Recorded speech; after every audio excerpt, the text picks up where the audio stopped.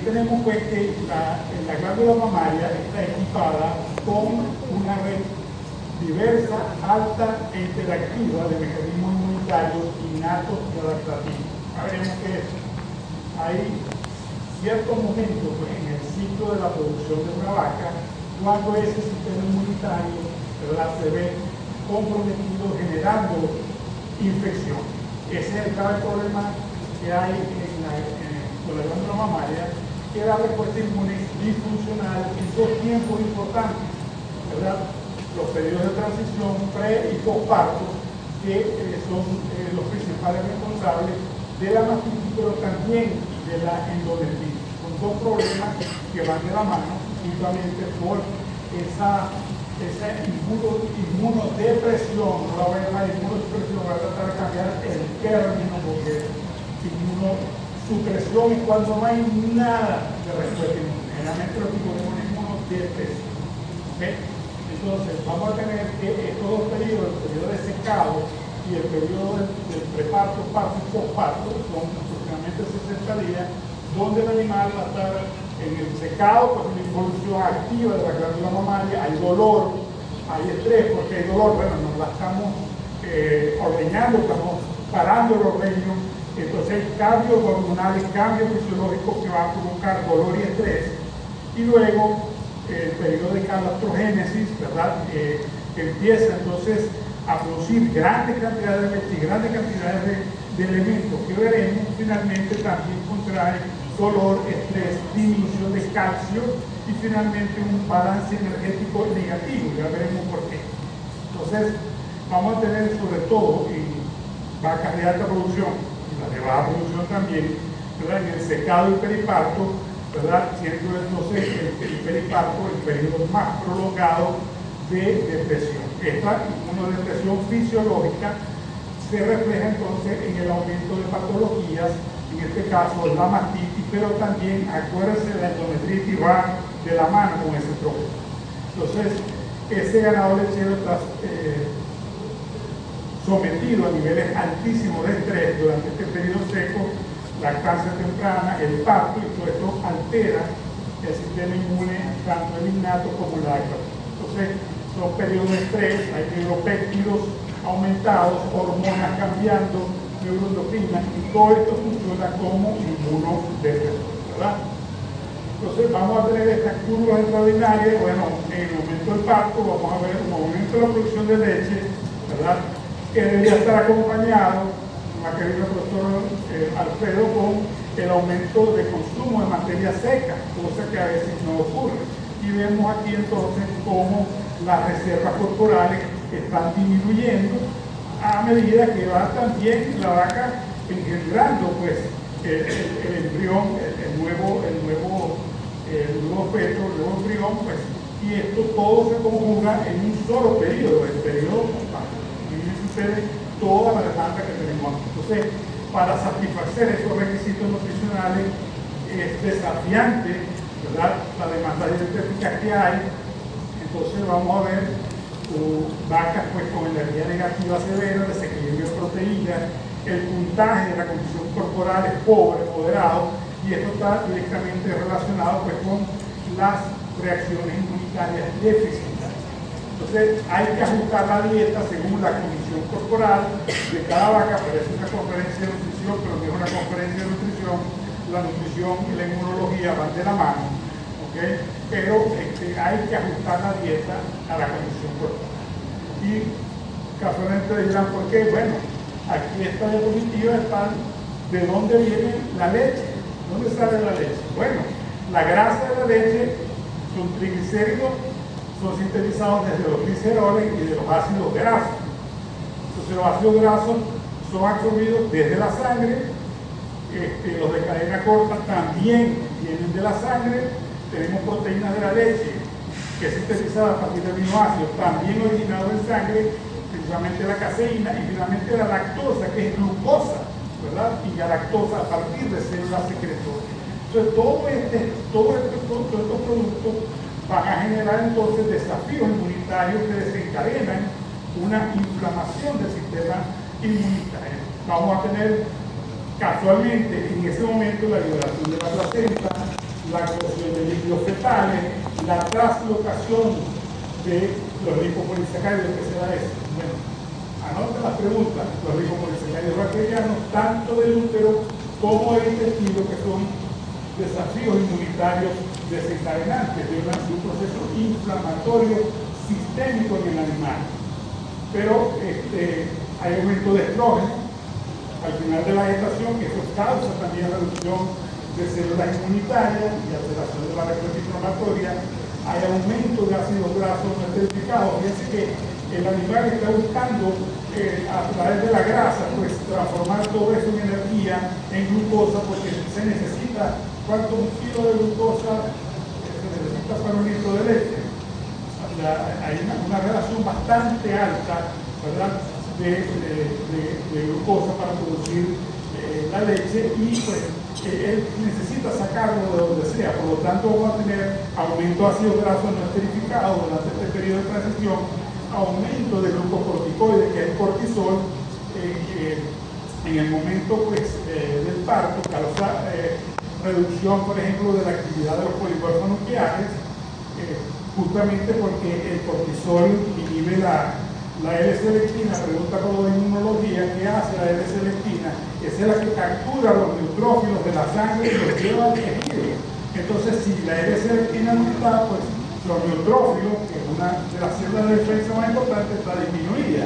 Y finalmente también el 50% de la actividad de los neutrófilos cae, ¿verdad?, por producto, efecto del cortisol. Hay gente que vacuna en esa época, ¿no? Entonces, la función de la barrera está comprometida en el intestino. ¿Por qué?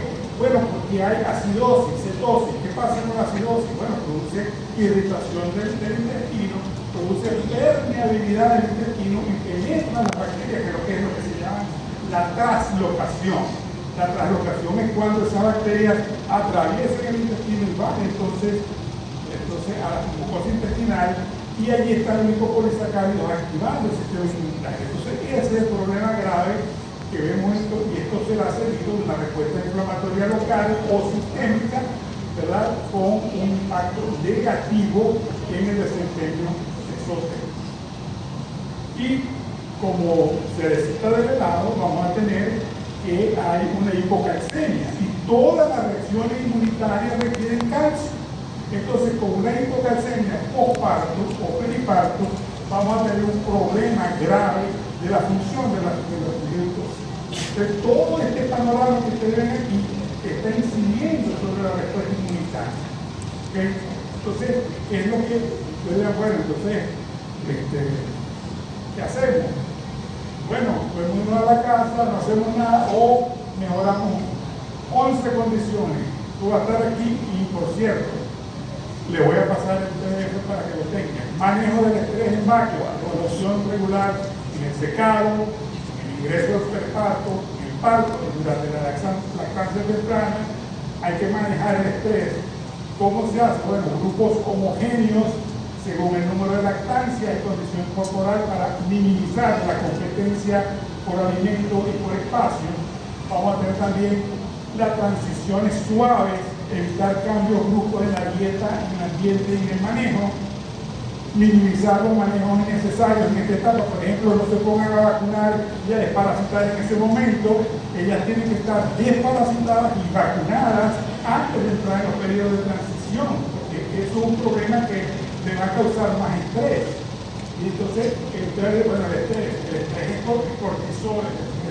Entonces, hay que proporcionar un ambiente tranquilo, reducir ruido, actividad en las áreas del parto y la maternidad, instalaciones adecuadas. Fíjense, todo el mundo quisiera tener esta ratita aquí, ¿no? Entonces, buena ventilación, buena temperatura, humedad relativa, reducir el riesgo de enfermedades respiratorias, estimular el consumo de alimentos, colocando entonces alimentos palatables, disposición de alimentos frescos, 2 fuentes de agua, ¿verdad? La alimentación balanceada, hay que ajustar la dieta según la condición corporal, y finalmente el monitoreo de la condición corporal, ¿verdad?, que la deberíamos ubicar entre 3 y 3.25, sobre todo capacitar al personal en todo esto. Eso es lo más difícil que tenemos. Miren todo lo que hay que hacer para poder mantener ese periodo tranquilo.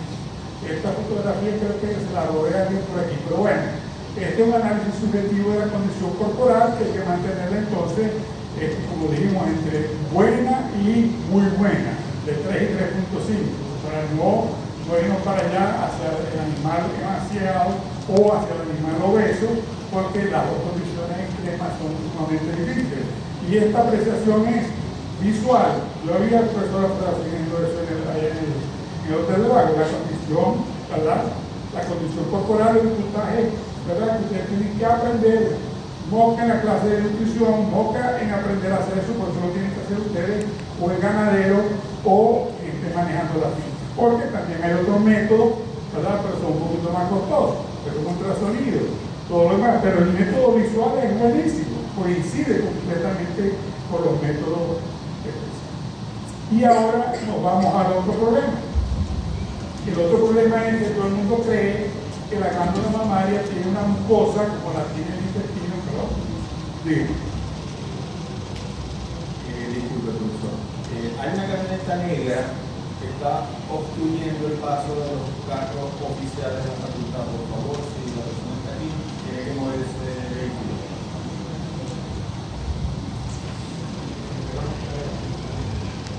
Gracias. Bueno. Fíjense, se piensa que la glándula mamaria tiene una mucosa, como la tiene el intestino, como la tiene el sistema respiratorio, como la tiene el sistema digestivo, como la tiene el sistema genital, y no es así.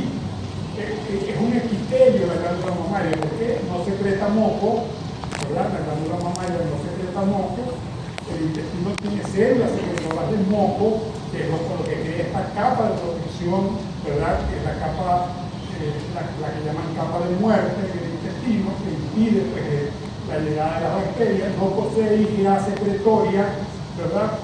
Ni también posee linfocitos B secretoras de IgA, ni tampoco genera allí péptidos antimicrobianos que van a generar una capa protectora del epitelio, ¿no?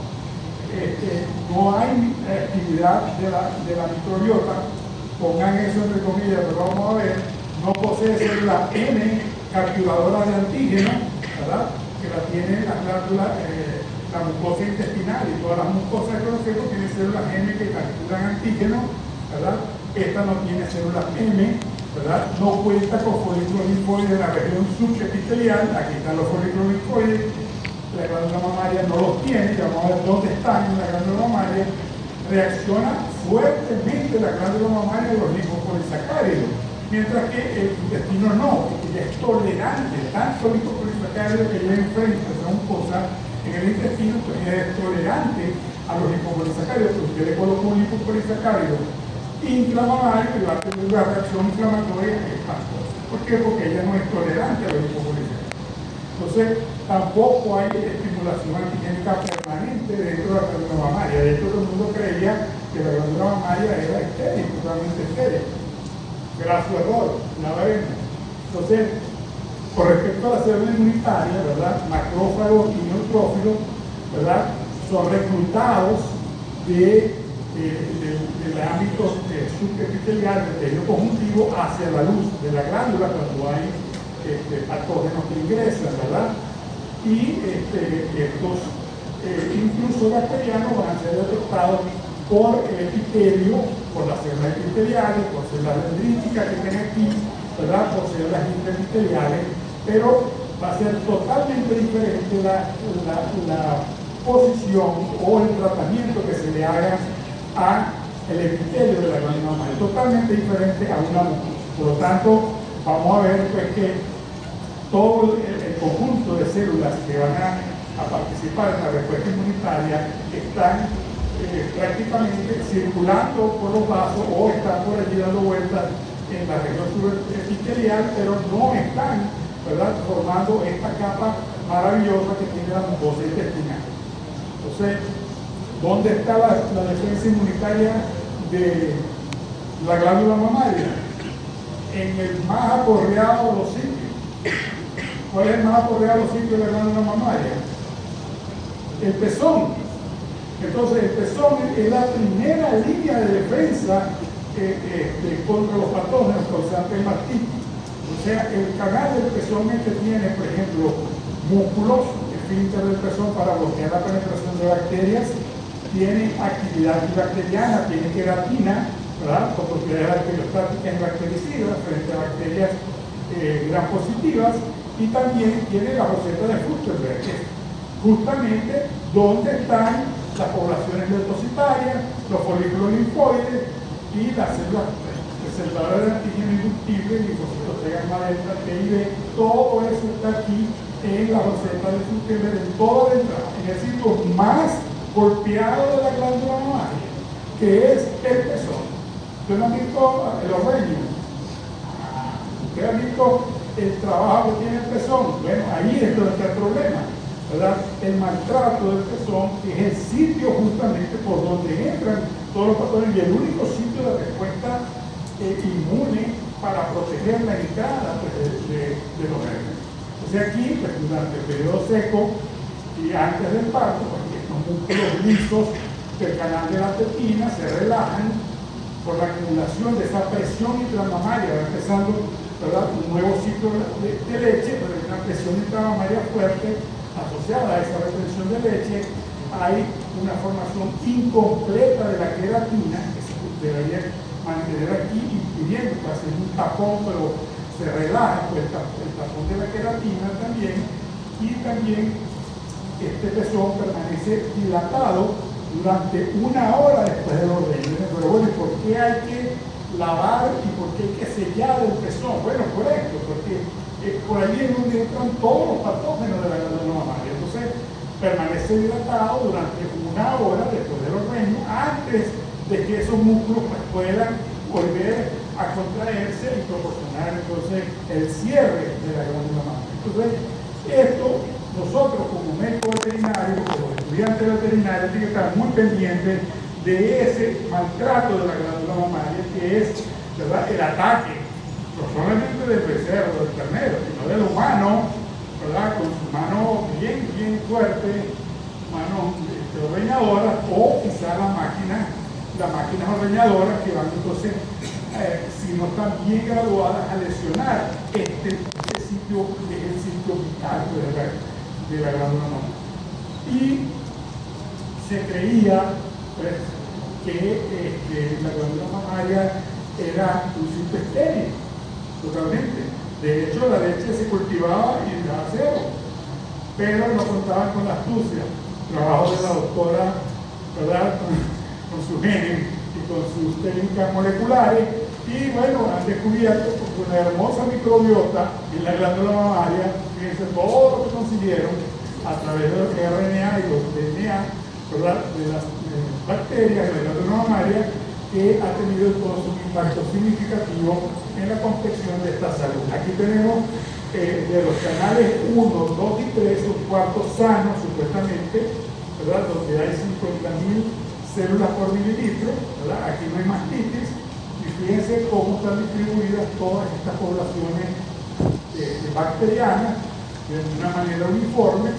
Ya entramos en el cuarto número 4, con una mastitis subclínica, donde hay más de 400.000 células por mililitro, ¿verdad? Y ya vemos entonces una pequeña distorsión con respecto a las concentraciones de esos microorganismos, ¿verdad?, en ese cuarto que está infectado. Y cuando hay mastitis subclínica, fíjense cómo cambia bruscamente, ¿verdad?, la distribución de todo esto, sobre todo en función de los estafilococos. Los estafilococos ganan, ¿verdad?, campo dentro de la glándula mamaria y prácticamente inhiben el crecimiento del resto de las bacterias beneficiosas que deben estar aquí en la glándula mamaria. Esto, pues, lógicamente, ha revolucionado prácticamente todo lo que era, ¿no? Y ahora vamos a ver que la revolución sigue, es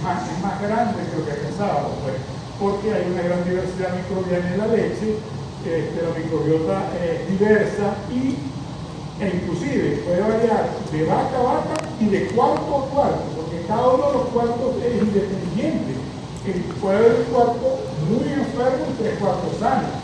Entonces, ese es el problema, que esto varía de un momento a otro. Ahora, ¿de dónde viene esto? Ya esto se había medio conversado, ¿verdad? De que había posibilidades de que esta microbiota pues,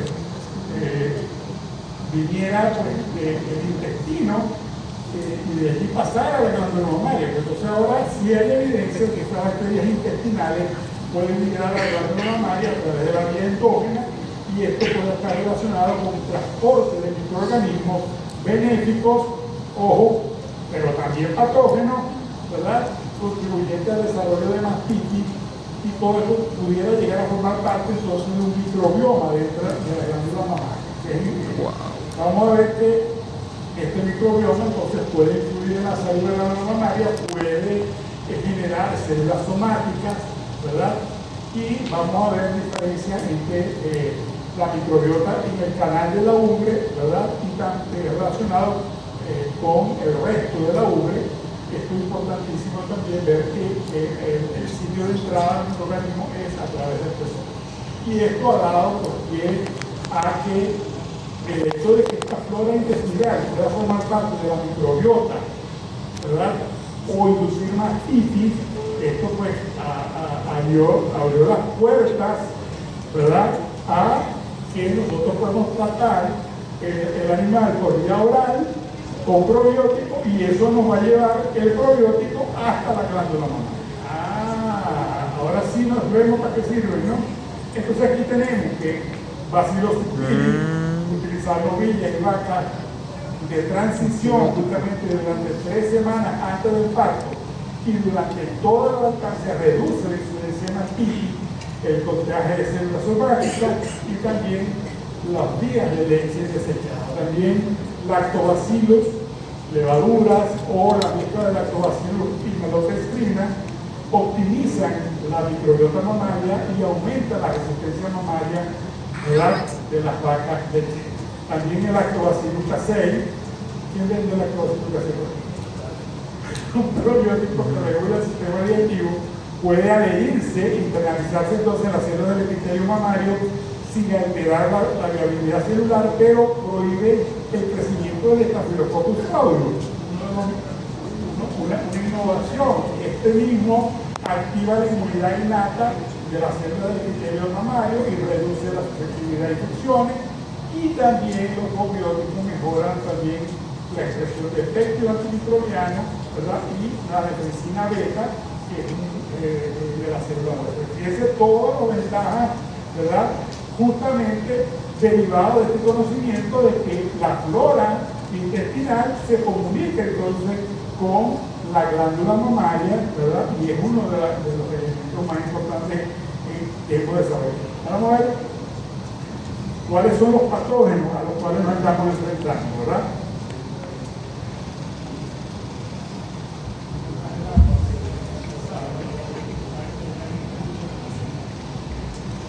Hemos metido en lo profundo, están amarrados. Bueno, fíjense, aquí tenemos cuáles son los patógenos, ¿verdad? Que forman parte, generalmente son bacterias.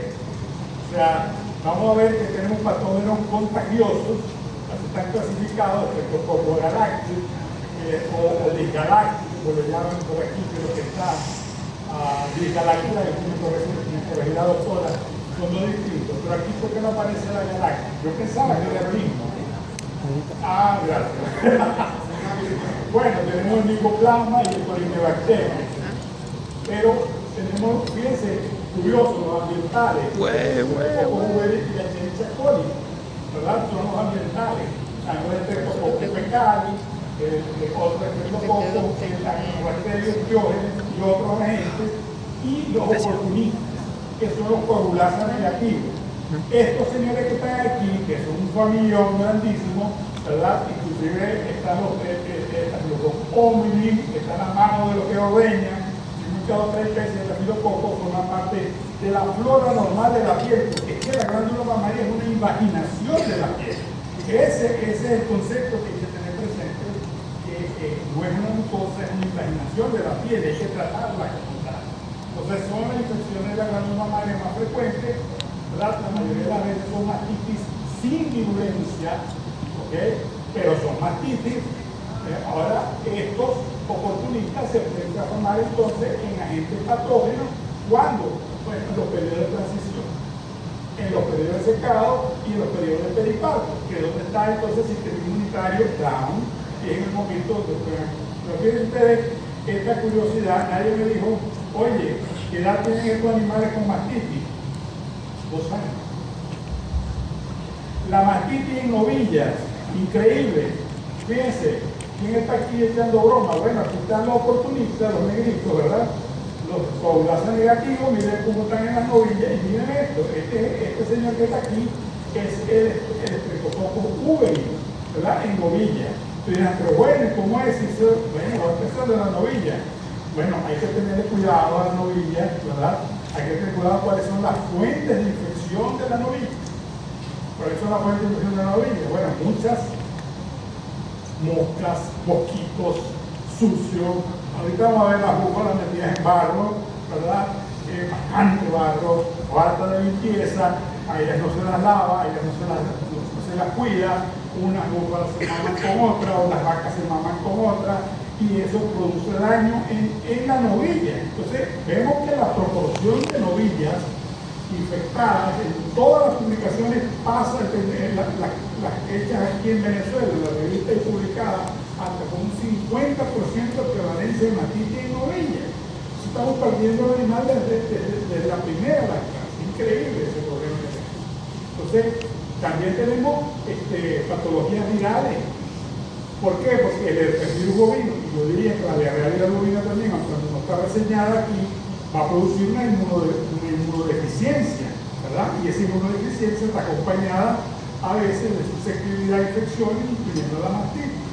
Viruela, pseudoviruela, estomatitis vesicular, todo esto va a producir entonces lesiones en la piel y la mucosa del pezón, y esto facilita entonces la entrada de bacterias y otros patógenos. Tenemos el virus de la fiebre aftosa también, que afecta a la membrana mucosa y la pezuña, también puede causar úlceras en la uve y facilita la entrada de bacterias.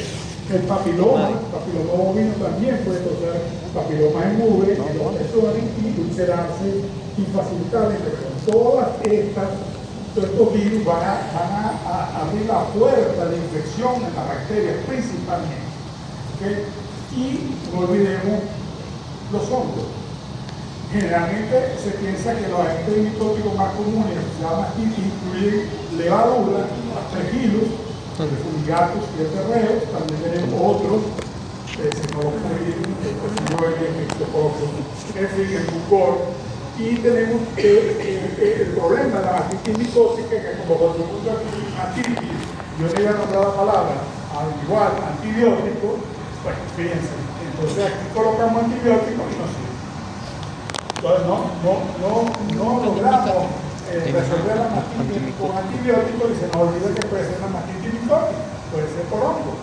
Entonces hay que hacer exámenes, hay que hacer cultivo y hay que determinar qué es lo que está causando la mastitis, porque puede ser una mastitis micótica. ¿Okay? Entonces esto hay que tenerlo en cuenta. Ahora es donde hay que apretarse un poquito los cinturones, porque ahora nos vamos a meter en otro mundo con la parte del mundo. Todo esto que ustedes van a escuchar el día de hoy es totalmente nuevo, ¿verdad? Para muchos de ustedes, ¿verdad? No para los Interleuquina 12, 17, 2, 4, 6, 8, pero 10. sí hay cosas novedosísimas con respecto a la respuesta inmunitaria de la glándula. Se divide en dos partes importantísimas: la inmunidad innata, donde están todas estas citocinas proinflamatorias importantísimas, desde la 1 hasta la 18, factores estimulantes de colonia, interferones, en fin, células, macrófagos, neutrófilos, monocitos, pero también células linfoides como la NK y la gamma delta, que participan también en inmunidad innata, ¿verdad? Eso por una parte, y tenemos de otro lado pues la inmunidad adaptativa, que están lógicamente los linfocitos T, ¿verdad? Que nadie los nombra, son los más olvidados de la fiesta, son los más importantes de la fiesta. Y finalmente hay inmunoglobulinas, que ya vamos a ver que no solamente la importancia que tienen dentro de la glándula mamaria, sino como la construcción del calostro para favorecer entonces al ternero religioso. Entonces, ¿qué es lo que sucede? ¿Cómo funciona la inmunidad dentro de la glándulas mamarias? Bueno, lo primero que ocurre es que todos los gérmenes llegan a ese endotelio, ¿verdad? Entonces, estas células epiteliales son capaces de reconocer los patógenos que penetran, ¿verdad? A través del pezón o pueden estimular directamente ese epitelio. Entonces, ¿qué es lo que va a ocurrir? Bueno, aquí hay una cantidad de receptores de la inmunidad innata, que son los receptores de patógenos, ¿verdad? Entre ellos tenemos el PDR, los receptor y los NOX. Vamos a ver eso, que se expresan uno en la superficie, otro en el citosol de la célula, y todos estos van entonces a reconocer sustancias que son llamadas patrones moleculares de los patógenos, entre los que están los gram positivos, peptidoglicanos principalmente, y el lipopolisacárido y los gram negativos, pues, donde está la Escherichia, que son los causantes de mastitis.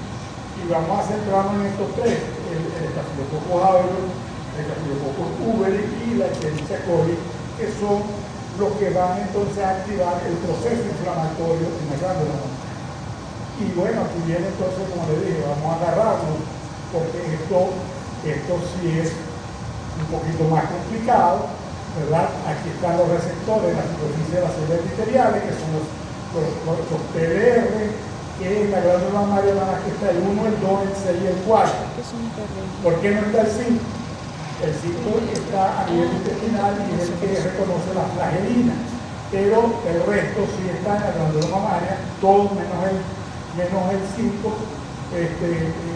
Vamos a ver porque el lipopolisacárido, principalmente la lipoproteína bacteriana, utilizan estas vías. ¿Qué son estas vías?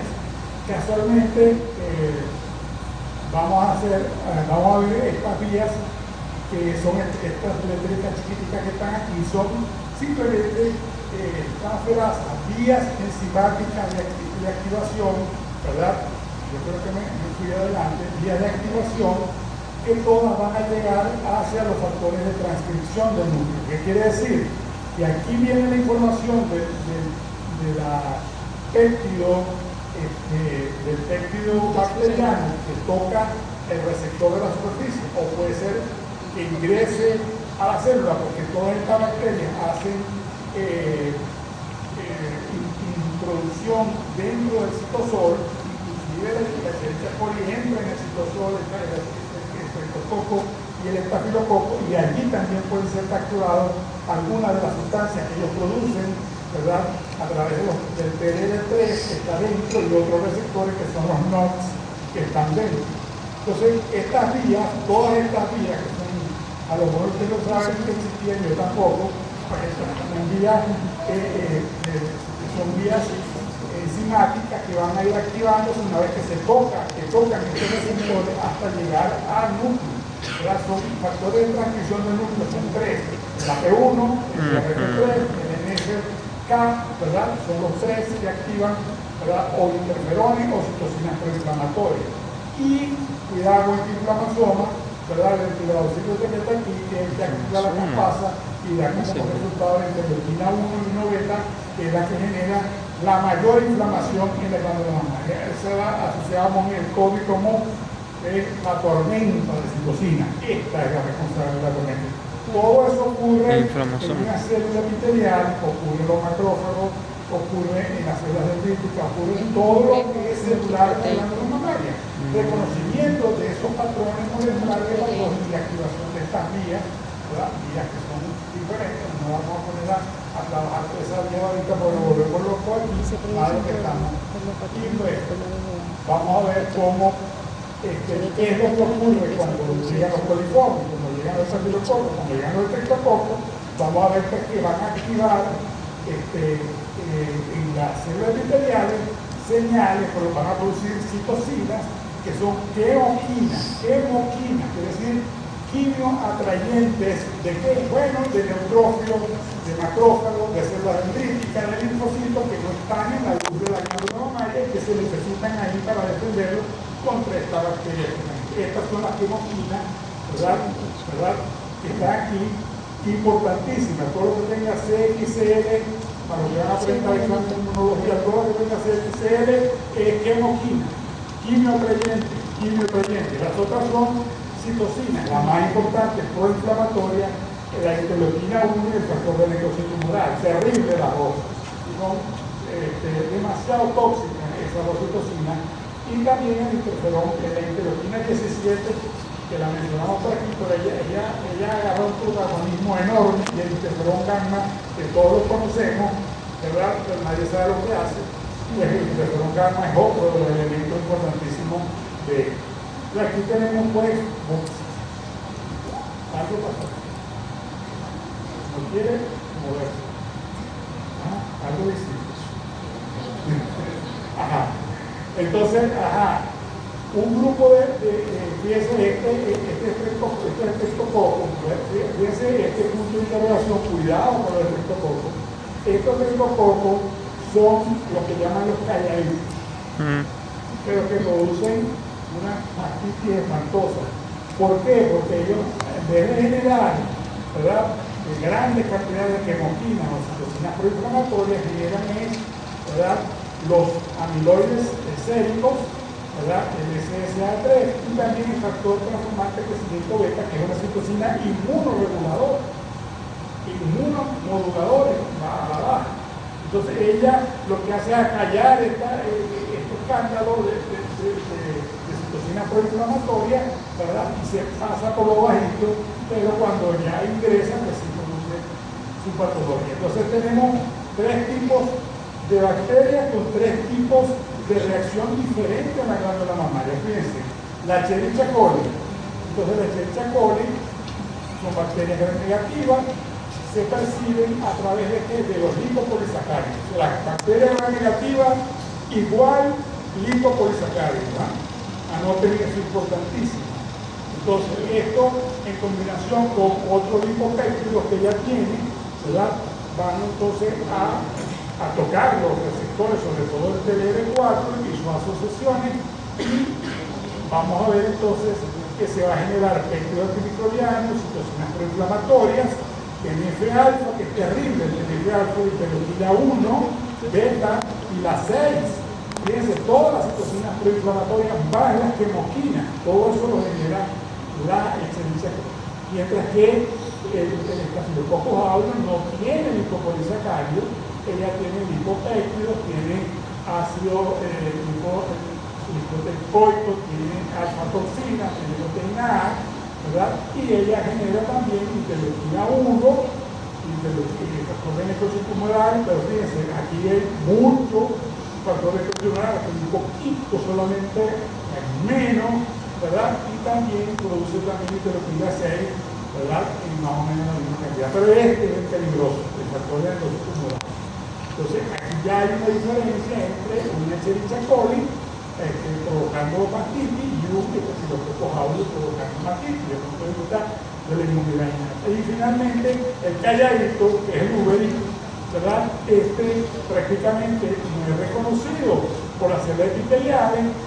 Afortunadamente, los macrófagos emiten pseudópodos intraepiteliales y a través de esos pseudópodos capturan, ¿verdad?, estos bacilos del estreptococo, y cuando este macrófago lo procesa, entonces sí, esta célula se va a provocar entonces interleuquina 1 y quimoquinas también, pero muy poquito factor de necrosis tumoral.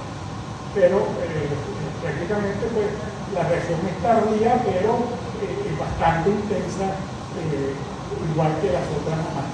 Entonces todo esto es muy reciente, esto es muy importante, porque esto nos dice a nosotros cuál es la diferencia entre la Escherichia coli, que es una candela, ¿verdad?, prácticamente desde el punto de vista inflamatorio, versus el Staphylococcus aureus, que es más suave, ¿ves? Y vemos que en vista de la generación de no solamente el factor de necrosis tumoral alfa, los oxilípidos proinflamatorios, la prostaglandina, el beta 2, esto juega un papel importantísimo, ya lo veremos. No sé si nos dará tiempo de hablar, o si no les paso la clase después en la tarde por Zoom. Entonces, ¿cuál es el problema de la mastitis? Inflamación. Mastitis igual a inflamación. Un componente crítico del sistema de defensa innato, la inflamación para entonces eliminar esas bacterias dentro de la glándula mamaria y luego pues ayudar a reparar el daño tisular, porque ustedes se imaginan toda la cantidad de citocinas, toda la cantidad de polimorfos nucleares degranulándose, macrófagos fagocitando, leucocitos citotóxicos generando gránulos, todo eso va a dañar el tejido, va a provocar un proceso inflamatorio y todo eso hay que repararlo y hay que repararlo lo más pronto posible, ¿verdad? Porque si no se va a generar un problema de tipo inflamatorio constante que es la mastitis. Entonces, ¿cuáles son los pasos para generar una mastitis? Bueno, vamos a ver, la bacteria invade a través del pezón, asciende el canal del pezón y los alvéolos y comienza entonces la reacción inmune local. ¿Ok? Este es el primer paso. El segundo, estos productos bacterianos de estos patógenos, que son los lipopolisacáridos, ¿verdad? Los lipopéptidos, de los gran negativos, y vamos a tener entonces los peptidoglucanos, todos los PAMs que llaman, ellos van a activarse a través de los receptores, ¿verdad? Los receptores de estas células, las células epiteliales, ¿verdad? Aquí está el TLR4 y los demás, que es el receptor más importante del lipopolisacárido. Se generan las citocinas, la 1, la 6, el factor oral, y esto, y también la 8, que podría andar calladita, pero ella es quemoquina también, ¿verdad? Y ello va a generar entonces una quimioatracción enorme de todas estas células que están en los vasos, ¿verdad? Hay que sacarlas de los vasos porque tienen la luz de la glándula mamaria, no deben haber más de 50.000 células, porque si no, no hay que estar con la mastitis. No, aquí no hay células, normalmente esto debería estar bajo esta célula. Entonces estas células, cuando hay inflamación, ingresan entonces a la glándula mamaria y esto va a aumentar y vamos a ver entonces, ¿verdad? Vamos a ver aquí cómo estas células que ingresan de los vasos comienzan el proceso de fagocitosis, y aquí también, no solamente células, aquí van a salir la inmunoglobulina, porque la glándula mamaria no produce inmunoglobulina, todo se lo trae de los vasos, no produce complementos, saca el complemento de los vasos. Entonces todo eso va a entrar aquí, todas esas sustancias van a entrar aquí, ¿verdad? Gracias a que esas citocinas proinflamatorias, las quemoquinas, empezaron a llamar a las células de los vasos para que entraran, ¿verdad?, en el sitio de infección, que es en la luz de la glándula mamaria. Entonces estos son prácticamente los pasos y, lógicamente, si esta inflamación persiste, pues entonces va a haber una activación de las células T reguladoras y específicas para activar la inmunidad específica, por eso es después, ¿verdad? Porque eso tarda la inmunidad específica. Y por eso es que es importante tener esos animales vacunados, porque esta reacción, la inmunidad adaptativa, es tardía, ¿verdad? Sería interesante, solo cuando vamos a hablar al final, que la vacuna en esta novilla estuviera bien ya colocada, para que ellas ya tengan, ¿verdad?, además de que tengan una inmunidad específica que las ayude a eliminar las bacterias, porque no solamente, ¿verdad?, esa bacteria va a ser eliminada por la fagocitosis, se necesitan, ¿verdad?, ya veremos pues la participación de otros elementos. Por ejemplo, aquí tenemos la migración de los neutrófilos, suman en 30 minutos, pasan prácticamente, se acumulan y en 30 minutos ya están full dentro de la glándula mamaria. Entonces la rapidez y la magnitud de esa migración de neutrófilos de la sangre al tejido es lo que va a ayudar a que se eliminen más rápidamente pues, esas bacterias. Luego la fagocitosis la llevan los neutrófilos y los macrófagos. Para ello se necesitan opsonización, se necesita inmunoglobulina, ¿verdad? Lamentablemente la inmunoglobulina IgG1 e IgG2, que son las mejores para la fagocitosis, no están en una glándula mamaria que no ha sido todavía infectada o que no ha sido vacunada. Por lo tanto, va a ser difícil. Y de paso que vamos a ver algunos otros problemitas que hay aquí, porque no todo es exitoso dentro de la glándula mamaria. Vamos a ver, por ejemplo, que los neutrófilos en presencia de grasa, caseína, pues ellos se inflan con grasa y caseína y no pueden ejercer su función como célula fagocítica, entonces empiezan a soltar trampas, que son los nets, ¿verdad? Que llaman netosis, y esos nets van a enrarecer la leche horriblemente porque van a hacer transformaciones fuertes en la leche. O sea, todo eso producto de fermentación. Pero ya veremos, el complemento es sumamente importante, ¿verdad? Por ejemplo, la Escherichia coli le teme al complemento. Ese complemento necesita ser activado por alguna de las vías, ¿verdad? Principalmente la vía clásica en presencia de IgG e IgM, ¿verdad? Las dos son capaces de activar.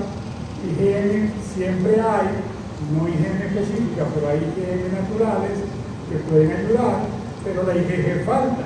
Ya veremos cómo es que eso se va a resolver.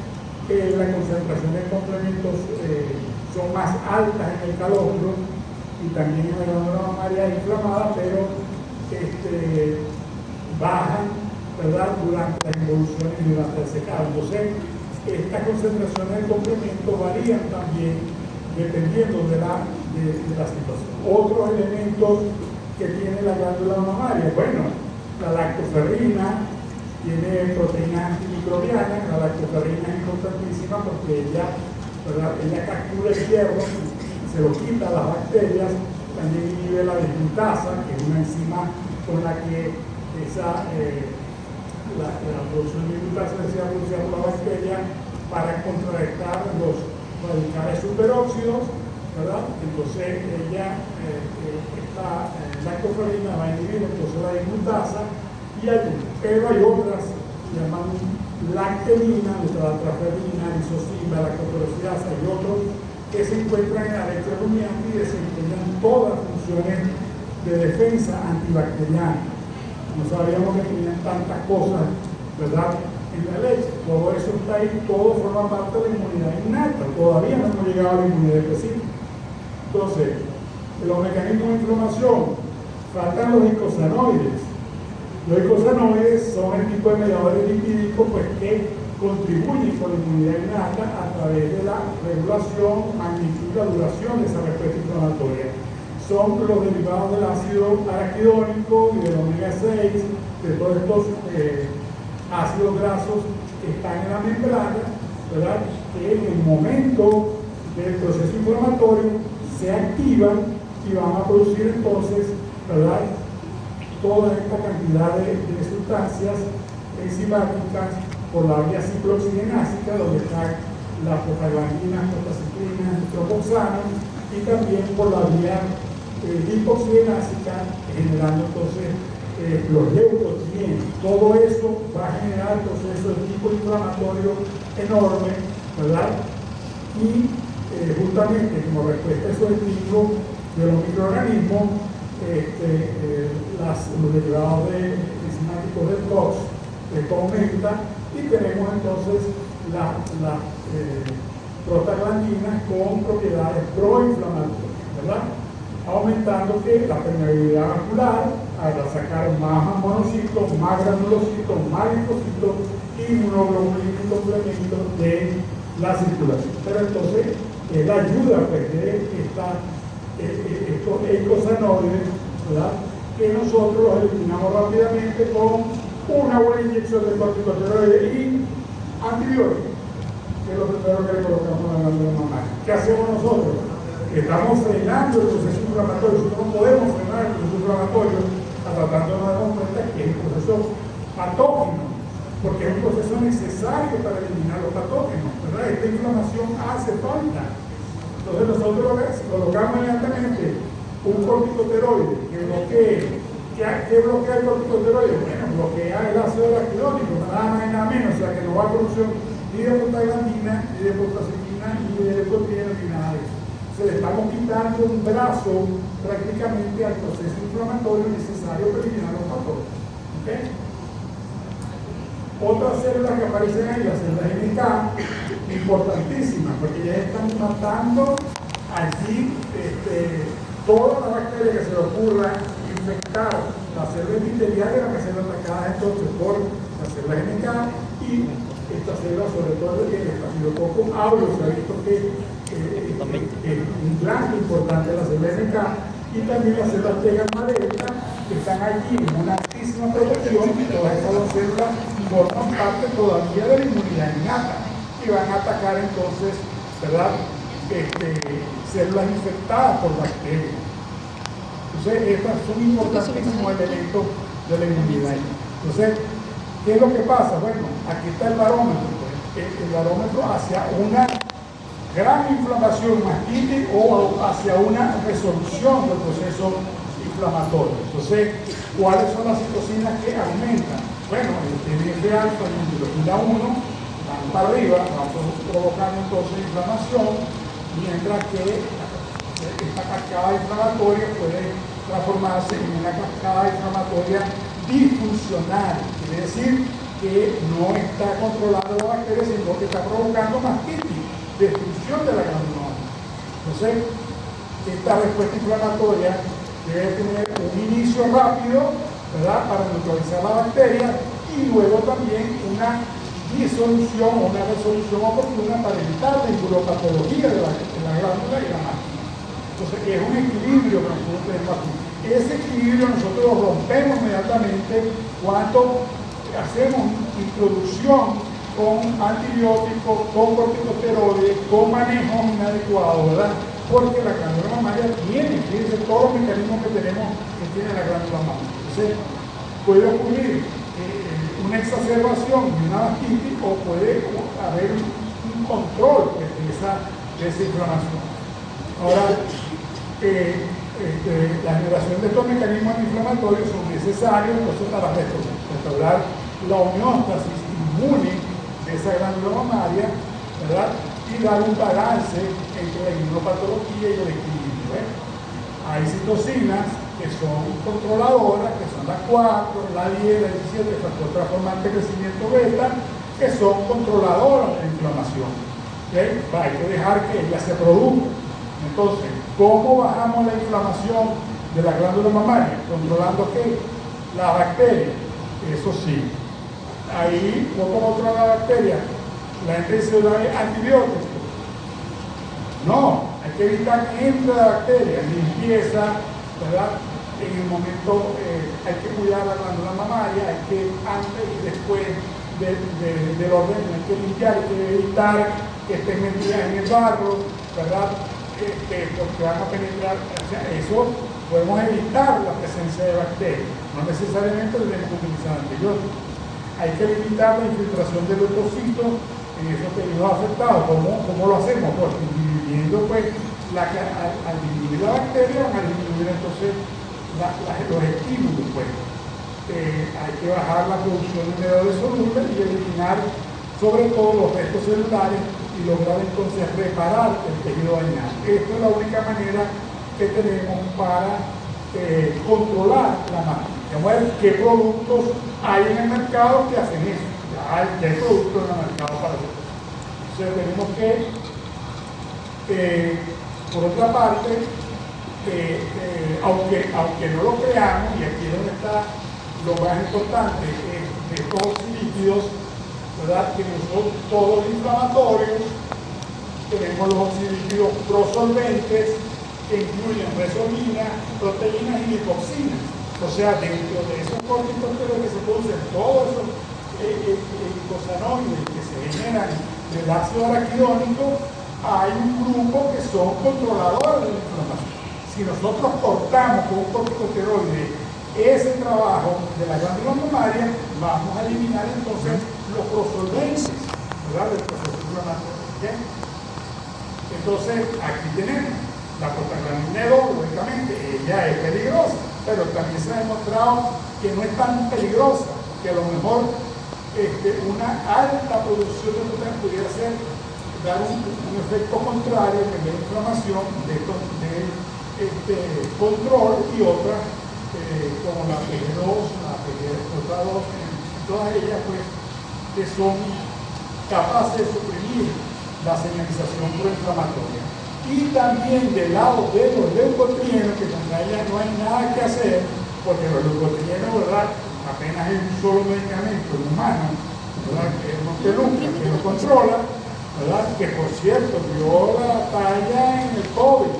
¿Por qué? Porque los leucotrienos fueron los que empezaron a activarse con los polimorfos nucleares, porque los neutrófilos los controla también este leucotrieno, que es el EDX4, ¿verdad?, que es un leucotrieno controlador. Pero como este depende también de la misma vía del ácido araquidónico, si controlamos con corticosteroides, eliminamos este otro elemento controlador, ¿verdad?, de la mastilla.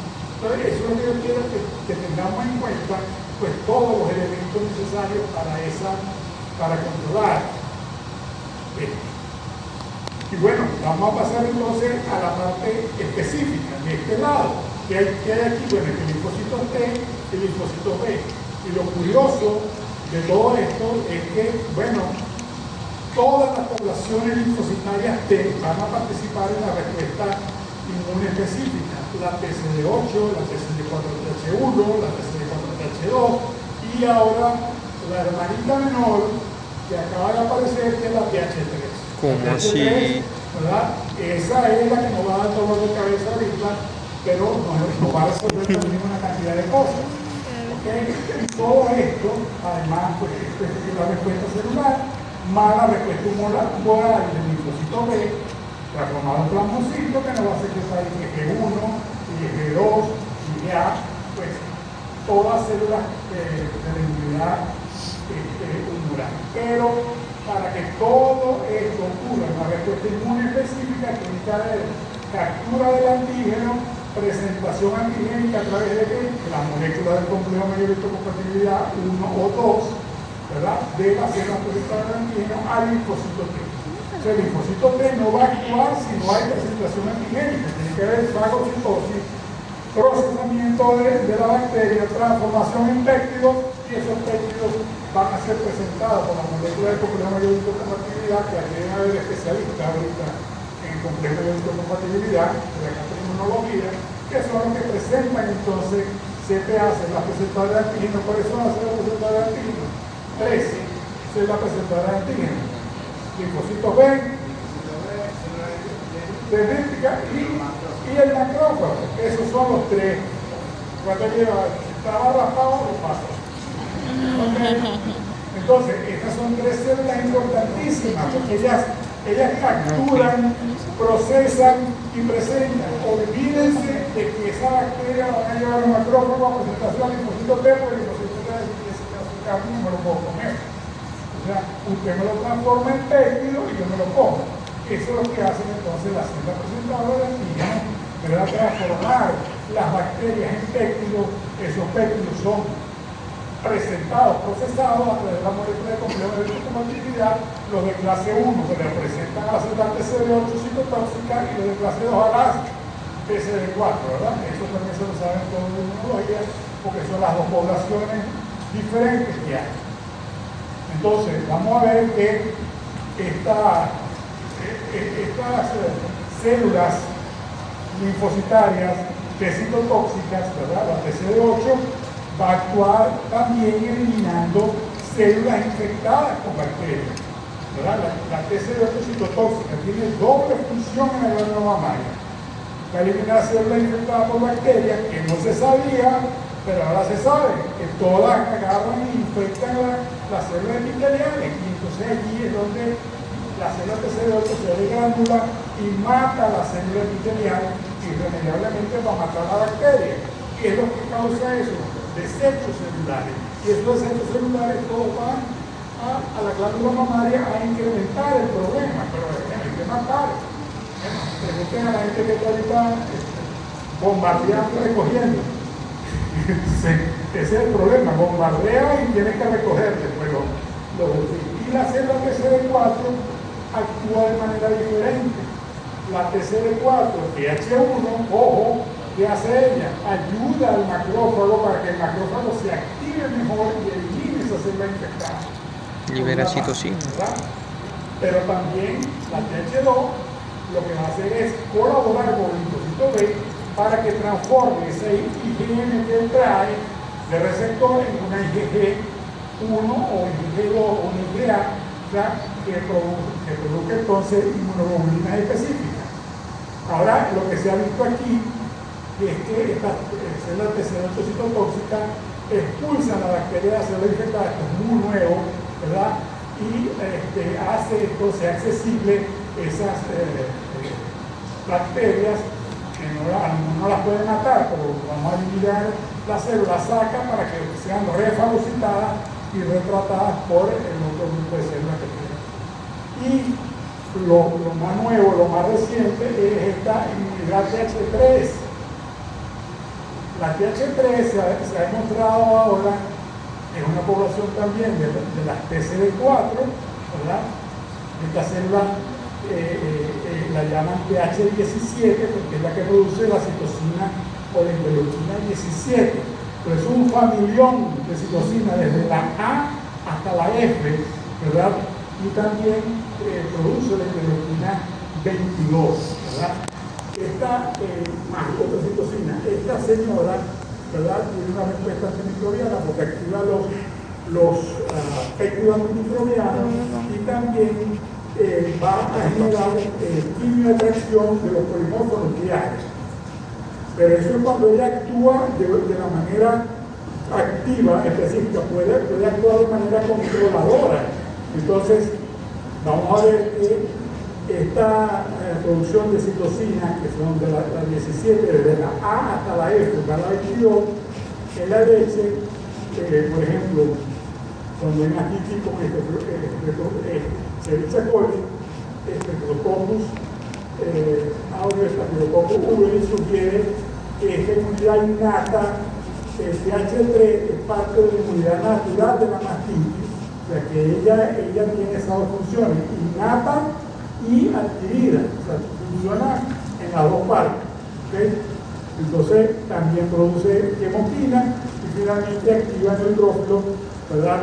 Y también interferón gamma, que lo vemos por aquí, que va entonces a ayudar a las células polimorfonucleares a activarlas para que vayan ellas a eliminar bacterias. O sea que esta nueva citosina, esta nueva población es ahora bastante estudiada y parece que tiene muchísima más participación que las otras células, porque la TCD4 está bajita dentro de la glándula mamaria. Sube la TCD8 y ahora están demostrando de que la que está ahí coordinando el problema es la TH16. Dentro de las inmunoglobulinas, ¿verdad? ¿Cuál es lo más importante? Bueno, aquí va a haber IgG1 y IgG2. Ahora, la IgG1 es la más abundante en la leche, también en el calostro, puede ser que la única que pasa, que es capturada en el intestino del ternero, en el calostro es IgG1. Pero qué mal que el IgG1 no es la buena optimizadora para la fagocitosis. La buena optimizadora es la IgG2. Entonces, nosotros no tenemos en animales que no están vacunados ni que han tenido actividad de mastitis previa, no tenemos una IgG1 ni una IgG2. Lo que tenemos es una IgM, ¿verdad? No es mala, dice que la IgM es muy buena para eliminar estos Staphylococcus aureus. Pero cuando vacunaron con Staphylococcus vivo, generaron IgG2, pero cuando vacunaron con Staphylococcus muertos, solamente generaron IgG1 y muy mala producción de neutrófilos. Entonces, es un problema grave que hay porque justamente la IgG2 la que estamos buscando y las vacunas no generan, las vacunas inactivadas que tenemos no generan IgG2, ¿okay? Pero generan IgG1 que vuelve a contener, es tan malo, lo tenemos en el calor, los terneros necesitan IgG1 para defenderse, ¿verdad?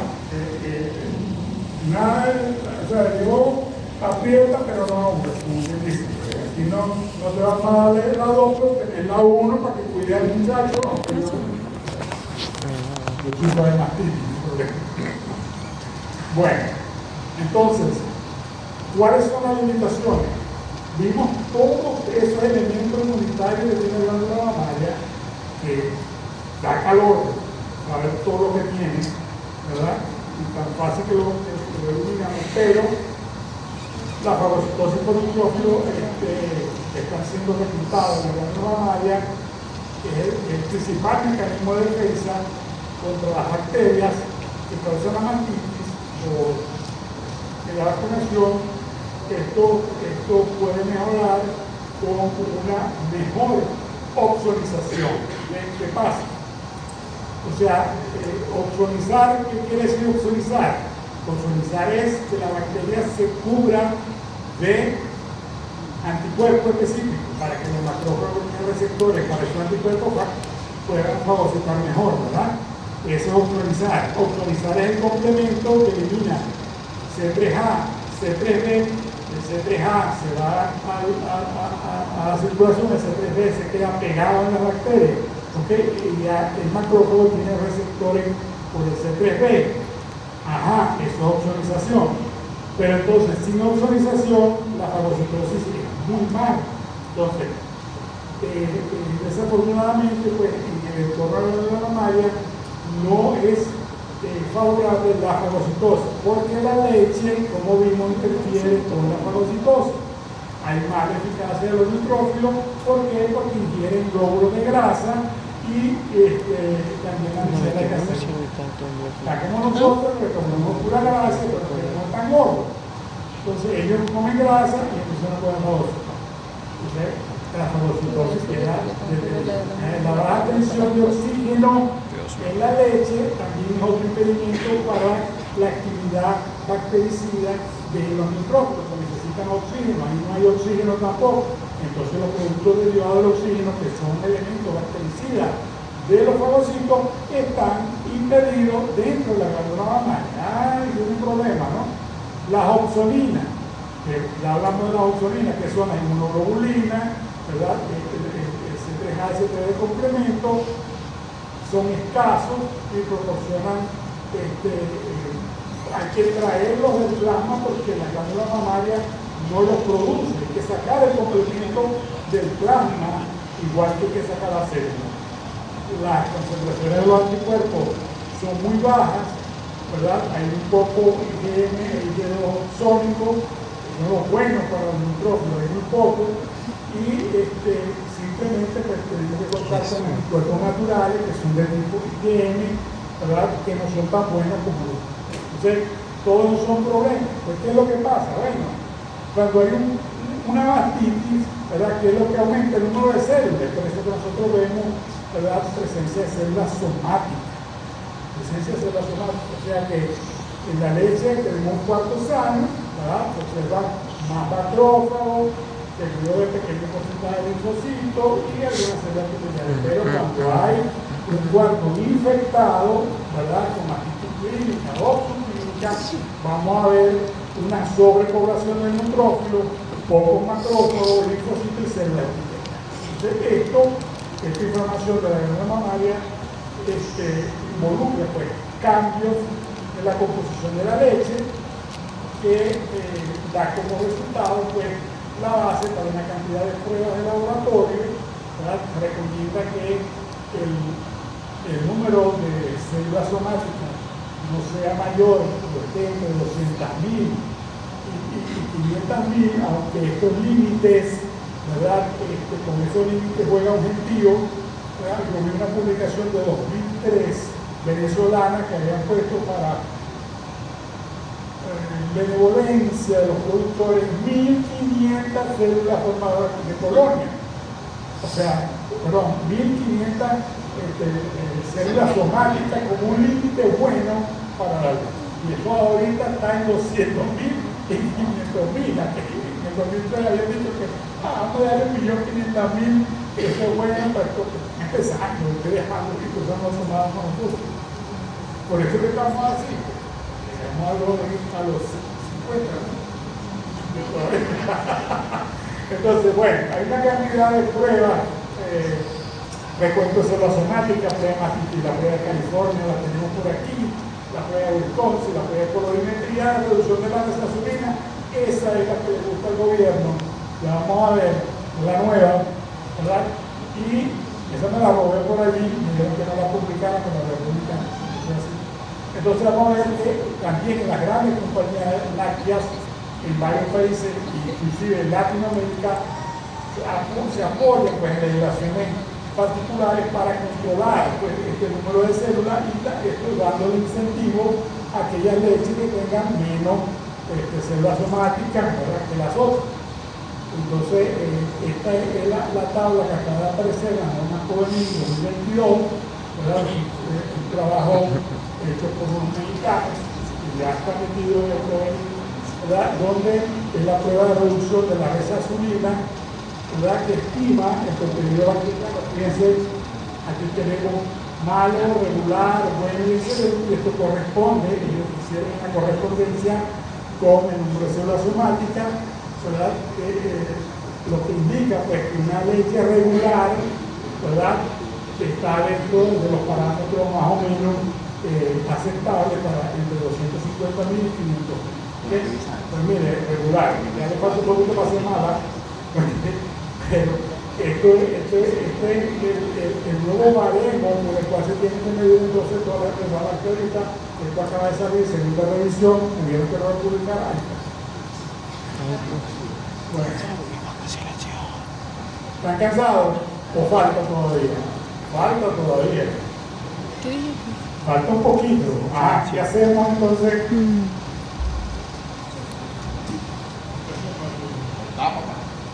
Bueno, no le hablamos muy bien con los moduladores. ¿Tienes hambre? No vamos a hablar de la vacuna. ¿Qué hacemos? Bueno, rapidito pues. Inmunomoduladores, ya hay en el mercado citocinas, ¿verdad?, para sustituir los innombrables antibióticos, ¿verdad?, la cantidad de citocinas que hay en el mercado, una para activar, ¿verdad?, el proceso inflamatorio cuando está por debajo, como vimos que era posible que tuviera flow, okay, esto lo están vendiendo, y también para mejorar la recuperación de la glándula mamaria. Tenemos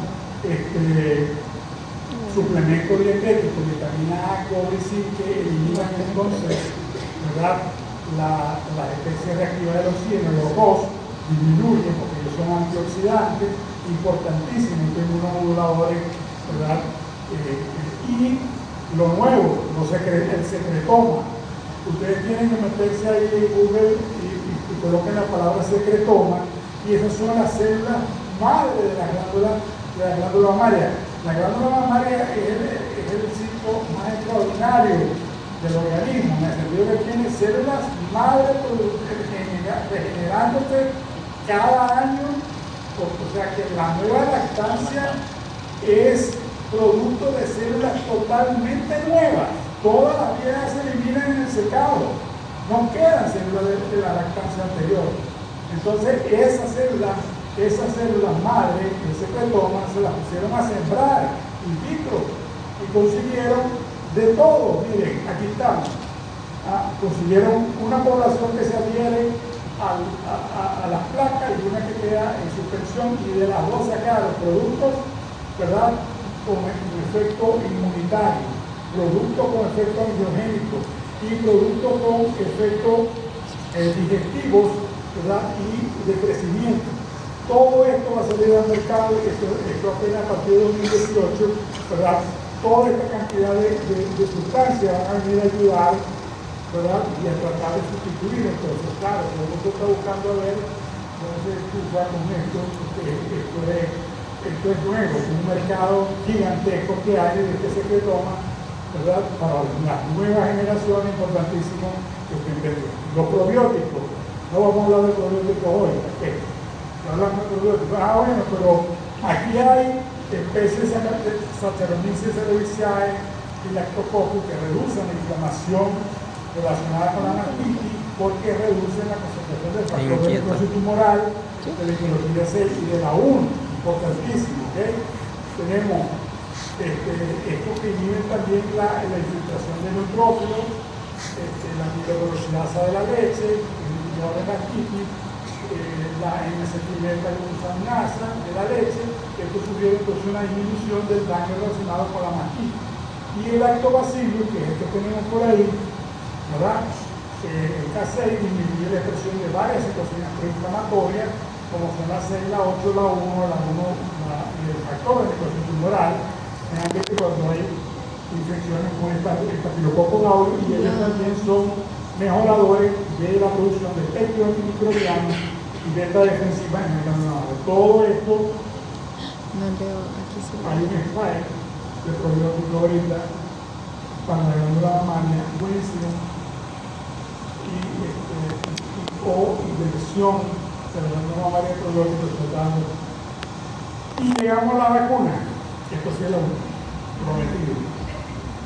O sea, esto que ustedes ven aquí, que es producto de más de 20 años de concentración de información sobre la vacuna, donde la mitad dice que no sirve, la otra mitad dice que sirve, la otra dice que bajo no sirve. ¿Cuál es el problema en el de la vacuna? Bueno, que hay un pleito entre los vacunólogos y los inmunólogos. Y me dirán, pero bueno, ¿que hay vacunólogos y hay inmunólogos? Sí, porque el inmunólogo se encarga de todas estas cosas nuevas que aparecen de la inmunidad innata y la inmunidad adquirida. Pero el vacunólogo dice, ¿cuánto tiene que meterle? ¿Cómo se lo vamos a meter? ¿Cuál es la ayuda que le vamos a colocar? Esa es la vacunología. Y entre esos dos pleitos estamos nosotros en el medio esperando que resuelvan y saquen algo bueno. Entonces, aquí vamos a ver una diferencia entre vacas no vacunadas, ¿verdad? Las vacas no vacunadas son las que tienen pues, la línea esta corrida, la roja. Aquí vemos la mastitis se descontrola, generalmente después una respuesta muy lenta, ¿verdad? Y aquí normalmente se reporta el uso de antibióticos, no pueden hacer otra cosa, se desata la mastitis. Y pues, después de un episodio clínico, por ejemplo, la infección persiste en un estado subclínico intercalado de episodios clínicos, que entonces esta línea que ustedes ven aquí está por encima y por debajo del umbral aceptable del número de células de cuarteo de células. Entonces, esto es lo que ocurre en los no vacunados. En los vacunados, afortunadamente, hay tres escenarios. Están los que, en el mejor de los casos, vemos la vacuna previene la infección, está la curva verdecita que está aquí. Otro, lograr inmunidad esterilizante, a menudo después de un corto periodo de actividad clínica, ¿verdad? Vemos la línea punteada roja, ¿ok? Se produce un pequeño incremento en esos animales vacunados, pero después baja por debajo del umbral, ¿verdad? Y la mayoría de los casos la vacuna se limita a una gravedad por debajo del umbral. O sea que prácticamente todo lo que está relacionado con la vacuna es bueno, es muy bueno, en comparación con los que atacan pues, la vacuna y que quisieran, por ejemplo, una vacuna viva o otro tipo de aplicación o que les resuelva el problema completo, no, pero resuelve bastante, porque en comparación con los no vacunados, fíjense, los no vacunados o tienen gastritis o están por encima del umbral en la mayoría de los casos. Los vacunados pueden ser que hagan un pico de gastritis y después ya no lo hacen más, porque es que se requiere, ¿verdad?, esa estimulación en vivo, ¿verdad?, de la glándula mamaria con los patógenos, pero es mejor recibida con un animal que está vacunado que un animal que no está vacunado. Dirán, ¿cuándo vamos a vacunar? En la novilla. Todo lo que pueda hacer antes del primer parto, hágalo. ¿Por qué? Porque esa novilla ya vimos que están llegando hasta el 50% de animales. Entonces, casualmente, todo esto son procesos de vacunología que están siendo implementados pues, para ver si se logra aumentar esta respuesta a la TH1, la TH2, la TH3, pero que son respuestas que requieren el patógeno completo vivo, ¿verdad?, o simplemente un antígeno o subunidades de las bacterias que estén acompañadas con adyuvantes nuevos que pueden ser receptores TLR, receptores NOX, citocinas, inclusive los ayudantes nuevos para que activen la respuesta celular que la vacuna inactivada no logra, ¿verdad? Aumentar esta respuesta celular que se le ven es sumamente interesante. Entonces, sigue el pleito pues, entre la vacunología y la inmunología. Entonces, hasta que ellos no resuelvan este problema, nosotros vamos a estar en el medio. Estas son las vacunas más o menos que están en el mercado. La J5 se usa mucho en Brasil, que es una Escherichia coli, ¿verdad? Generalmente una tiene coliforme, otra tiene Staphylococcus aureus, la combinada, y hay una sola de Mycoplasma, pero hay muy pocas vacunas.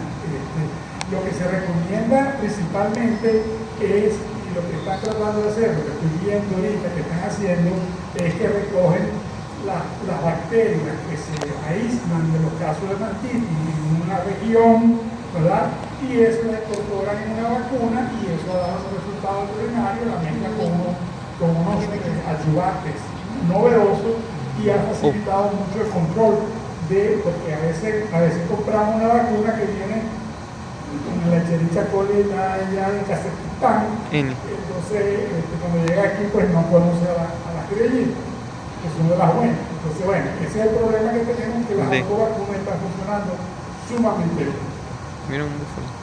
Cuidado con esto, cuidado con esto, hay que proteger el pezón, ¿verdad? Hay que limpiar, y cuando consiga una que se está automamando, póngale su control para evitar esto, porque esto es uno de los problemas, además de la mosca, el piojo, estos problemas que tenemos son los más importantes para las hormigas. Muchísimas gracias.